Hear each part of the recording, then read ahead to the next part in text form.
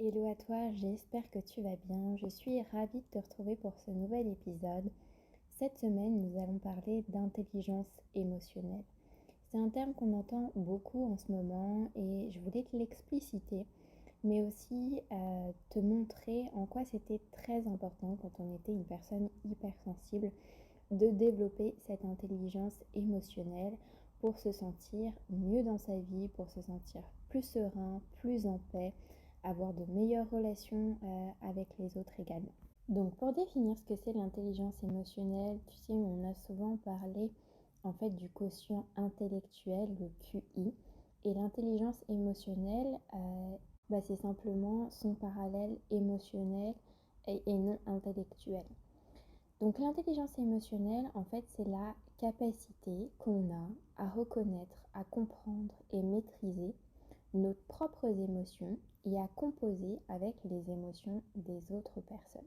Donc l'intelligence émotionnelle, elle va vraiment nous permettre de mieux se comprendre, mais aussi vraiment d'avoir un rapport aux autres et de comprendre les autres et de pouvoir interagir aussi par rapport à l'émotion des autres. Quand on est hypersensible, vous le savez bien, on a un monde émotionnel qui est très fort.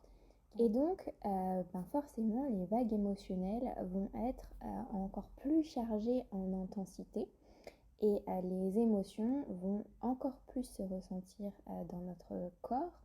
Et donc, ça va être très important pour une personne hypersensible de pouvoir comprendre mieux ses émotions, mais pouvoir aussi les accepter, dealer avec des émotions qui sont des émotions plus ce qu'on appelle négatives, et pouvoir vraiment adopter le bon comportement par rapport à une émotion que l'on ressent. Par ailleurs, c'est la même chose, étant donné que la personne hypersensible est fortement empathique, elle va avoir tendance à ressentir fortement les émotions des autres. Mais une fois qu'on ressent les émotions des autres, qu'est-ce qu'on en fait de ce ressenti émotionnel? Et développer son intelligence émotionnelle, ça va aussi permettre de savoir qu'est-ce que on fait des émotions des autres. Ça va aussi permettre de mieux comprendre les autres et de mieux relationner avec eux. Alors, celui qui a vraiment théorisé l'intelligence émotionnelle, il a fait la Bible de l'intelligence émotionnelle, c'est Daniel Goleman. Et donc, il y a eu beaucoup d'études et des études scientifiques qui ont été faites sur le sujet. Donc, à quoi ça peut servir dans la vie de développer son intelligence émotionnelle? Alors, déjà, il a été prouvé que ça baissait l'anxiété, que ça nous permettait d'avoir une meilleure communication et agilité à réduire les conflits. Ça nous permettait d'avoir plus de satisfaction et de relations dans nos vies et d'avoir davantage de résilience. D'accord? Donc, il a été prouvé que quand on a une intelligence émotionnelle développée, on va ressentir plus de calme et plus de clarté. On va avoir une meilleure créativité. On va éviter d'avoir trop de biais de jugement et on va savoir mieux s'adapter. Alors, est-ce que vous avez envie d'avoir tout ça dans votre vie? Si oui, c'est qu'il est temps de développer votre intelligence émotionnelle, de développer ses compétences. Ce qui est super avec l'intelligence émotionnelle, c'est quelque chose qui se développe. C'est en fait tout simplement des compétences que l'on peut acquérir. Alors, pour comprendre l'intelligence émotionnelle, déjà, il faut comprendre ce que sont les émotions. Le dernier à avoir donné une définition des émotions, c'est Paul Ekman, et il nous dit que les émotions, elles sont spontanées, elles nous arrivent donc rapidement, et elles sont un processus de l'esprit. Elles dépendent de notre interprétation. Et ça, c'est super important de le comprendre, c'est qu'une émotion, parfois on va avoir tendance à penser que c'est une vérité, mais elles sont avant tout une interprétation. Ce qui est très important aussi qu'il nous dit, c'est qu'une émotion, c'est rapide, c'est-à-dire que ça dure 5 à 30 secondes, 40 secondes. D'accord? Donc quand ça perdure dans le temps, c'est qu'il y a quelque chose qui s'est cristallisé. Mais l'émotion en elle-même, c'est quelque chose qui va être ressenti de manière presque immédiate à l'intérieur de notre corps. Donc aujourd'hui, il y a à peu près 20 émotions différentes. Il y a les émotions qu'on appelle des émotions dites négatives, comme la culpabilité, la honte, la peur, la colère, l'envie, l'embarras, Et puis, il va avoir toutes les émotions qu'on dit positives, comme la joie, le contentement, la gratitude, l'amour, la sympathie, la beauté. Donc, émotion, vous le savez, ça donne emotion, c'est-à-dire c'est de l'énergie en mouvement. Et ça, on ne va pas en parler aujourd'hui, mais vous le savez, vraiment dans tout ce qui va être médecine chinoise, etc., on parle vraiment d'émotions comme de l'énergie qui est là, qui est dans notre corps. Avec une bonne intelligence émotionnelle, on va être capable que nos émotions, elles ne restent pas bloquées pendant des plombs, mais qu'elles circulent beaucoup plus librement, beaucoup plus facilement à l'intérieur de nous. Alors les émotions, elles ont trois composantes différentes. Une composante physiologique, donc en fait quand on va avoir une émotion, on va avoir des muscles qui se tendent, on va avoir tendance à rougir, à suer, voilà. Et on va avoir aussi une composante de l'expérience mentale. Donc ça, c'est l'interprétation qu'on fait par rapport à une situation. Et puis, enfin, il va avoir l'expression, c'est-à-dire que une fois qu'il y a eu la manifestation physique, que j'interprète ce qui m'est arrivé, et là, à ce moment-là, je vais l'exprimer. Donc, soit verbalement, soit dans mon non-verbal, avoir les bras croisés, etc. Et donc ça, on voit bien, hein, quand on observe les personnes, on est capable de voir un peu dans quel état émotionnel sont. Et donc avoir une bonne intelligence émotionnelle, c'est être capable aussi d'aller pouvoir aussi observer ces signaux faibles chez les autres, de leur non-verbal, et d'être capable de conscientiser quel est leur état émotionnel actuel. Donc, avoir une bonne intelligence émotionnelle, ça passe par quelque chose d'absolument primordial, c'est la conscientisation. Et c'est pour ça que je vous explique un peu plus en détail qu'est-ce que c'est l'intelligence émotionnelle et qu'est-ce qu'une émotion. Parce que quand on comprend ça, on est davantage capable de conscientiser ce qui est en train de se passer à l'intérieur de nous. Donc, premièrement, je conscientise l'émotion que j'ai. Quand je ressens quelque chose, d'accord, je suis capable de me dire si là je suis en train de ressentir de la colère, si je suis en train de ressentir de la tristesse, je suis en train de ressentir de la peur, d'accord. Donc par exemple, quand on ressent de la colère, qu'est-ce qui va se passer? On va avoir une pression sanguine qui va avoir tendance à monter, d'accord. On va avoir le sang qui va arriver fort au niveau de nos mains. Et en fait, on va vouloir être dans l'action, d'accord? C'est vraiment une énergie d'action.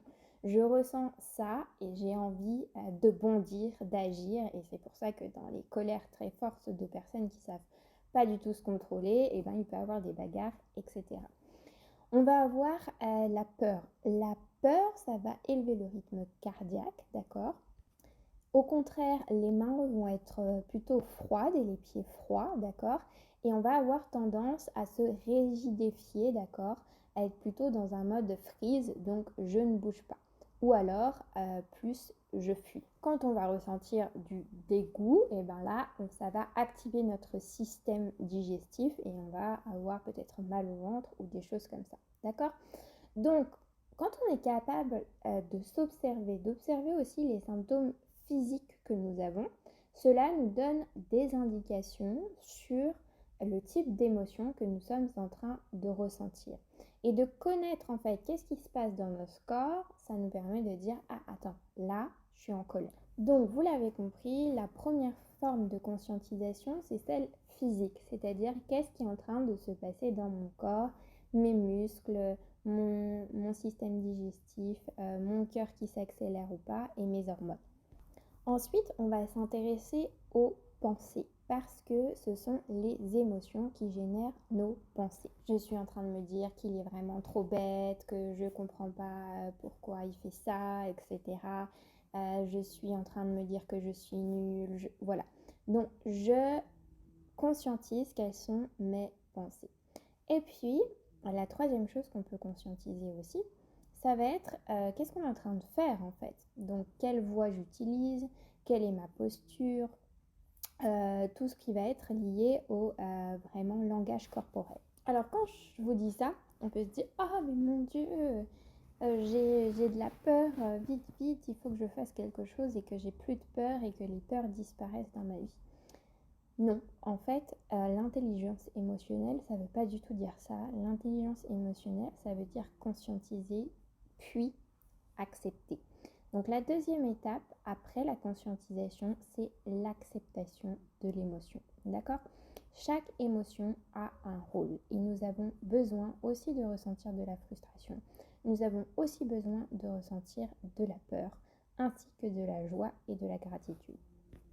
Il faut donc, si on veut avoir une bonne intelligence émotionnelle, résister à tout prix à l'urgence de vouloir supprimer ses émotions. Accepter ses émotions ne veut pas dire prendre ce que l'on ressent et ce que l'on pense pour une vérité absolue, d'accord?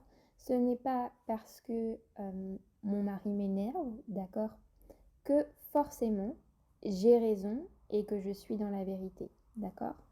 Par contre, je ne dois pas supprimer cette colère dès que je la ressens en me disant non, non, j'ai pas le droit de ressentir de la colère est une mauvaise émotion, je ne dois pas la ressentir.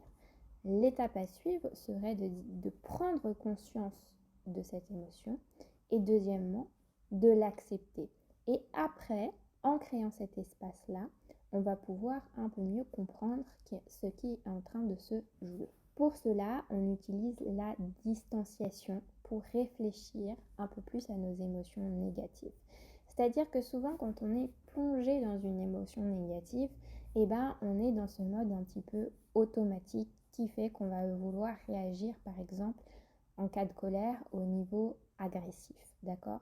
En conscientisant, ça nous permet déjà de prendre de la distance, d'accord? En acceptant, ça nous permet de faire redescendre la pression.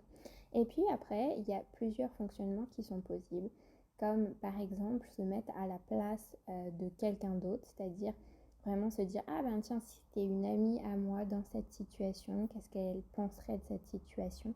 Le prendre le plus de distance possible avec l'émotion pour pouvoir regarder ce qui est en train de se passer de manière plus distanciée. Ça nous est tous arrivé quand on ressent une émotion, c'est pas le meilleur moment pour prendre des décisions.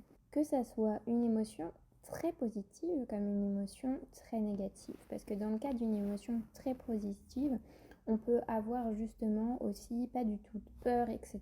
et se faire avoir plus facilement. Donc en fait, l'idée, c'est simplement de pouvoir prendre une certaine distance avec nos émotions. Donc, premièrement, je notifie quelle est l'émotion qui est là, d'accord? Deuxièmement, je prends conscience de mes biais par rapport à l'émotion que je ressens. Par exemple, si je ressens de la colère, je sais que je vais avoir tendance à juger les autres et à leur dire que c'est de leur faute. Donc je prends conscience de ça. Après, on connecte l'émotion à la réelle cause, d'accord? Parce que parfois, en fait, on va rentrer et la vaisselle, je sais pas, va pas être rangée et on va tendance à blâmer son mari ou ses enfants ou je ne sais quoi. Alors qu'en fait, on est énervé d'avant, on est énervé parce que en fait, il y a un truc qui n'a pas marché comme on avait envie, etc. Et que c'est réellement ça qui nous cause notre problématique dans notre journée et notre émotion négative et que c'est pas vraiment à propos de la vaisselle qui n'est pas rangée par exemple. Et là à ce moment-là on va être capable de prendre une meilleure décision. En ayant conscience de tout ça, je peux soit en fait engueuler mes enfants et mon mari qui n'ont pas rangé la vaisselle, ou alors comme je suis redescendue, que j'ai pris conscience de ça, je peux juste dire bon en fait c'est pas très grave, je passe à autre chose, ou alors je peux dire ok bon en fait j'aurais quand même aimé, il y a entre guillemets ça qui m'énerve aussi, donc je demande mais de manière plus gentille, plus posée et sans agressivité, est-ce que on peut ranger la vaisselle? Une autre composante de l'intelligence émotionnelle, ça va être la régulation émotionnelle, c'est-à-dire comment j'arrive de manière générale à m'auto-réguler pour que les émotions ne partent pas dans une certaine forme d'extrémité. Donc ça va être très utile en fait tout simplement pour être dans des émotions qui sont plus stables tout au long de la journée, d'accord? Donc on va davantage éviter vraiment d'être dans des émotions négatives tout au long de la journée. Ça va nous aider vraiment à gérer notre stress. Ça va nous aider dans nos relations sociales. Ça va nous aider à maintenir une certaine motivation, d'accord? Moi, c'est vraiment quelque chose que j'ai vécu au début de mon business où j'avais beaucoup de peur qui étaient présentes. Tout au long de la journée, j'avais des déceptions aussi quand il y a des choses qui ne marchaient pas, etc. Et du coup, ma motivation, c'était beaucoup plus difficile de la maintenir dans le temps, d'accord? Alors que quand on arrive à avoir une bonne régulation émotionnelle, on arrive à maintenir une motivation qui est plus stable dans le temps, d'accord? On va arriver aussi à se calmer beaucoup plus facilement, d'accord? Et donc on va avoir l'impression que tout est plus facile, tout simplement. Ça va faire aussi que on va plus facilement se détendre et blaguer avec les gens, etc. On va moins être tendu. En plus de ça, nous donne la possibilité en fait d'être plus généreux et d'être plus aidant en fait quand on est quelqu'un qui arrive à réguler son système émotionnel. Alors, comment on fait pour réguler son système émotionnel ? Tout d'abord, comme nous l'avons vu, il ne faut pas repousser ses émotions, mais bien les accepter. C'est ce qu'on appelle mindful acceptance. Accepter en conscience. Pour être capable de faire ça de manière plus facilement, on va utiliser la pleine conscience. Plus on va faire de la pleine conscience, d'accord ? Plus on va travailler notre capacité à être dans le présent et être dans cette énergie d'acceptation, plus les émotions vont pouvoir nous traverser plus rapidement et ne pas rester bloquées. Par ailleurs, on peut aussi essayer de s'entraîner à avoir plus de positif, d'accord ? Ce n'est pas pour refuser l'émotion, mais c'est simplement pour poser notre attention sur quelque chose qui est plus positif. En bref, regarder le verre à moitié plein, puisqu'il y a souvent des choses positives dans chaque situation. Donc par exemple, si je reprends un exemple basique de la vaisselle, d'accord, c'est en fait mon mari ou mes enfants n'ont pas fait la vaisselle, mais en fait j'ai pas pris le temps de regarder, mais ils ont débarrassé toutes les poubelles. Bon, voilà. Donc j'étais tellement focalisée là-dessus que j'ai pas pris le temps de regarder qu'il y avait des choses positives qui ont quand même été faites. Donc ça c'est quelque chose qu'on peut vraiment s'entraîner à faire, c'est-à-dire qu'on va souvent aller voir le négatif et notre cerveau il est assez constitué comme ça, et juste faire un moment de pause, d'accord, conscientiser ce qui est en train de se passer, d'accord, et aller juste prendre le temps de nommer une chose positive qu'il peut avoir par rapport à ça, d'accord. Ça n'enlèvera pas que peut-être c'est pénible pour vous, etc. Mais c'est d'être capable déjà de créer à l'intérieur de soi une certaine balance. Alors, quelque chose qui peut être très utile, c'est l'écriture, d'accord ? C'est vraiment écrire à propos de ses émotions pour être capable justement de les conscientiser et d'aller chercher aussi quelle est la vraie source en fait de ces émotions-là. Par ailleurs, pour avoir une bonne régulation émotionnelle, cela passe aussi par savoir exprimer ses émotions de manière appropriée aux autres. Donc là, moi j'aime beaucoup la communication non violente pour ça, c'est-à-dire qu'on va utiliser vraiment un langage où on va parler de soi, d'accord ? On va pas dire tu n'as pas fait la vaisselle par exemple, on va dire je me sens en colère, ou je me sens débordée, ou voilà, qu'est-ce qui est là, prendre le temps de ce qui est là, et dire c'est comme ça que je me sens, d'accord ? Et après dire ses besoins, d'accord ? J'aurais besoin que tu m'aides davantage dans les tâches de la maison, d'accord ? Et exprimer une demande claire, d'accord ? Comme le matin, quand tu manges ton petit déjeuner, j'aimerais que tu mettes dans le lave-vaisselle ton bol après avoir mangé ton petit déjeuner. D'accord ? Donc on peut utiliser la communication non violente, ça peut être un bon exercice pour pouvoir exprimer ses émotions. D'accord ? Donc parfois, si on prend le premier cas, c'est-à-dire qu'on va avoir tendance à s'énerver alors que c'est pas vraiment la vraie source de l'énervement, donc conscientiser si c'est vraiment ça qui m'énerve ou si c'est autre chose, d'accord?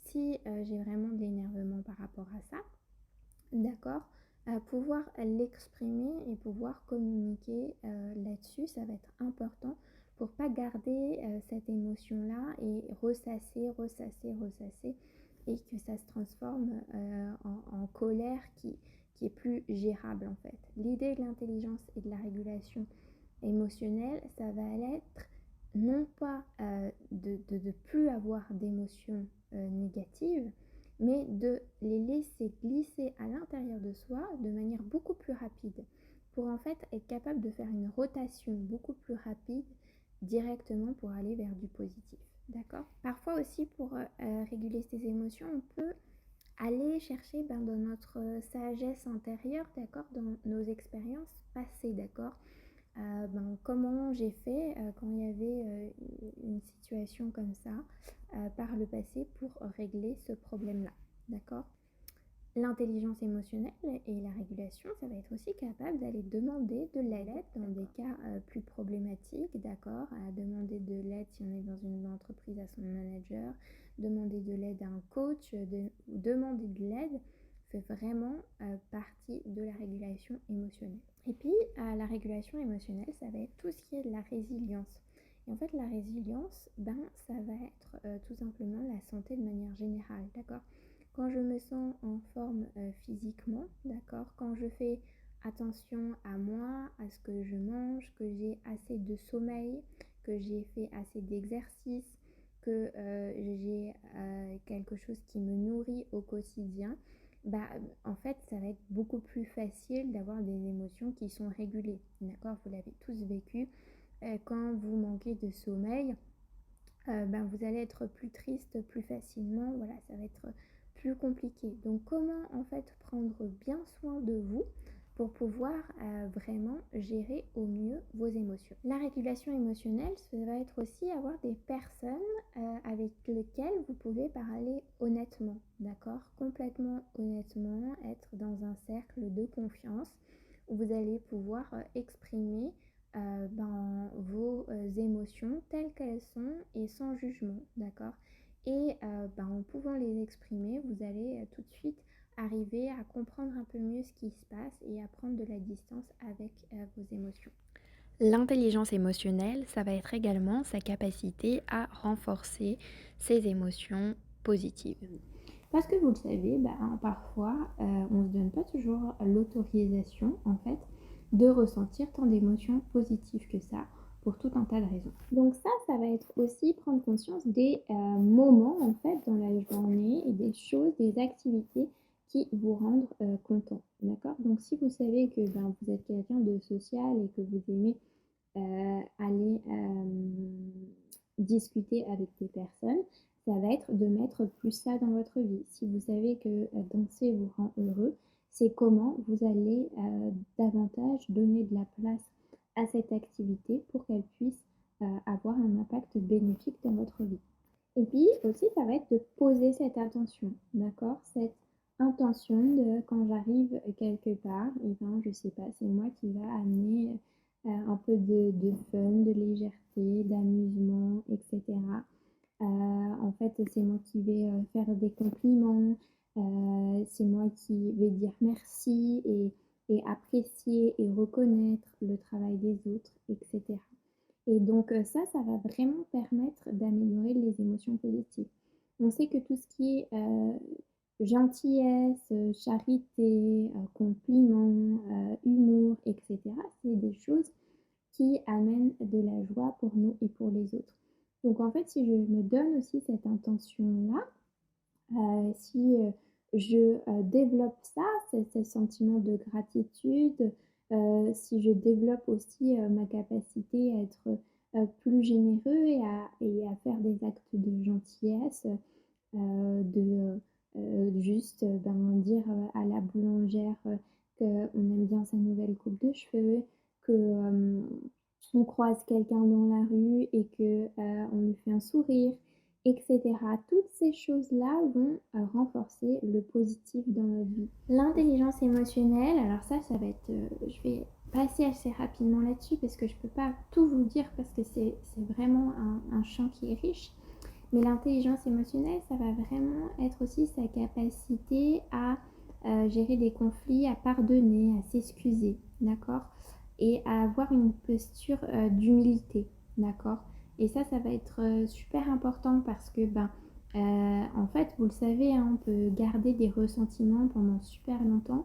Donc, quand quelqu'un fait quelque chose qui m'a blessée, comment en fait je peux le pardonner. Donc pardonner, vous savez, hein, c'est pas excuser les autres.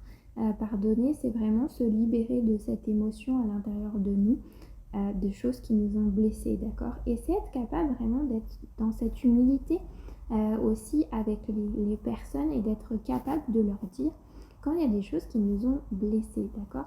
Je vous donne un exemple. Moi, avant, j'avais un peu une posture un peu de fierté. Et en fait, quand quelqu'un me disait quelque chose qui me blesse, j'avais plutôt tendance à répondre, d'accord? À aller chercher les défauts chez l'autre personne. Quand elle me dit, voilà, ou vraiment à, ah bah tiens, tu m'as blessé, bah tiens, je vais dire quelque chose de blessant à mon tour. Alors qu'on peut juste, en fait, être humble et faire une pause et dire même ce mot. Moi j'utilise maintenant ce mot, c'est ouch. Genre ouch, tu m'as fait mal. Et juste notifier à la personne que en fait ce qu'elle nous a dit nous a blessés en fait. Et ça va être aussi une partie importante de l'intelligence émotionnelle. C'est cette posture d'humilité où on est capable de reconnaître ce qui nous blesse et de ne pas réagir par rapport à ce qui nous blesse. Voilà, j'espère que vous avez aimé cet épisode. On est passé assez rapidement sur qu'est-ce que c'était l'intelligence émotionnelle et comment ça peut vous aider vraiment dans votre vie à développer ça. Si vous avez envie de développer cette compétence dans votre vie, n'hésitez pas à prendre un rendez-vous avec moi, n'hésitez pas à participer à l'un des accompagnements que je propose. Et vraiment, c'est une des compétences qui peut transformer votre vie. Et si vous êtes hypersensible et que vous avez vraiment cette sensibilité émotionnelle, c'est vraiment en apprenant à réguler vos émotions et à mieux gérer vos émotions que vous allez avoir beaucoup plus de stabilité dans votre vie. Voilà, je vous envoie plein d'amour et je vous dis à la semaine prochaine pour un nouvel épisode.